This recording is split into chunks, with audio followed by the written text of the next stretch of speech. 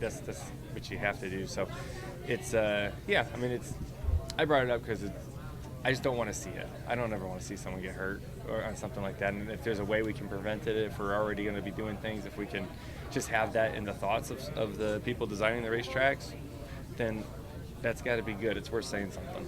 As the playoff working group looks at potential options for what the championship will be in the future, where is a place like Martinsville? Can it be, if the group decides of a multiple championship, say round 2 or 3 races, as opposed to one race, could Martinsville still play a role in that? What could be the role of Martinsville in terms of championship as you look at, those types of things? I mean, it already plays a role in the championship, if you ask me. I mean, you're talking to a person that thinks what we have is great. And I've made that point loud and clear. There's only 2 things that I would change is I would probably move the final race around, and I would make it to where you got to be in the top 20-something in points to be in the playoffs, right? A win alone is not enough. Those are the 2 things I would change. Outside of that, I wouldn't change a bit. I think it's great. Just my opinion. Is there any concerns about engine reliability after Blaney's failures in the last 3 weeks? No, I think everybody, I mean, it obviously causes concern when you see something happen. You're like, okay, what happened? You want to, dissect what happened first, understand it, and is there anything we can do to prevent it? And, what was it, right? Like, is it parts failure? Is it ran something too long? Is it we overheated? Is we over-revved it? Like, what happened?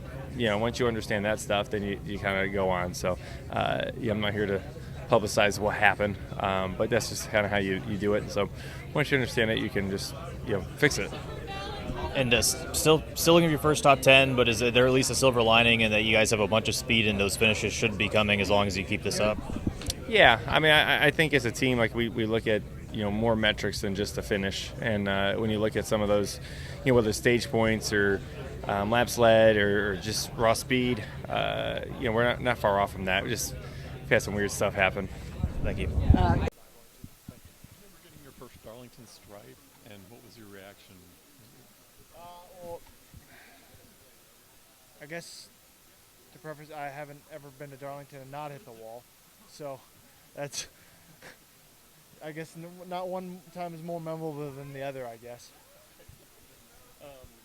Something I'm asking everybody is when you get in the car for any given session, helmet on first and then in the car, or in the car and helmet on second, and why? I'm helmet on after I get in the car, mainly because of my size. It's way easier to just do it all once you get in, but I've driven plenty of race cars that I have to have my helmet on, so that's why. Is there any concern about engine issues after Blaney's 2 failures in the last 3 weeks? There's certainly been a lot of conversation behind the scenes, as far as understanding what that is and, how it affects the rest of our cars and or if it does. And, Martinsville's obviously a much different engine package for us and track and the demands that you have out of the engine. So, and the shifting that you do here, and I think you have to come here with something a bit more robust. So, yeah, it's something we gotta understand and obviously input the best we can from a team standpoint to obviously prevent those failures. And you had the 50-point penalty at COTA, but you're already up to 21st in points, almost back within the playoff grid. So did you expect to be make up that ground this quickly? And I guess is it a testament to how fast you guys have been to start the year? Yeah, I mean I think for us we just got to keep running that well. I think owners' points now is a nice gauge for us to see at least where we'd be, without it. But yeah, you can't look back. You gotta keep moving forward. And the guys have been bringing great cars, and been trying to my best to do my part, to execute. And we got to keep doing that and keep climbing back up. Thank you. My Place Hotels is proud to be the official hotel partner of Front Stretch. With plush beds, in-room kitchens, and pet-friendly hotels, My Place makes for the perfect pit stop when traveling. Front Stretch fans can use promo code FRONTSTRETCH to save 10% on your stay at any of our nationwide properties. Sign up for our Stay Rewarded program to get even more savings. With My Place Hotels, don't just stay rewarded.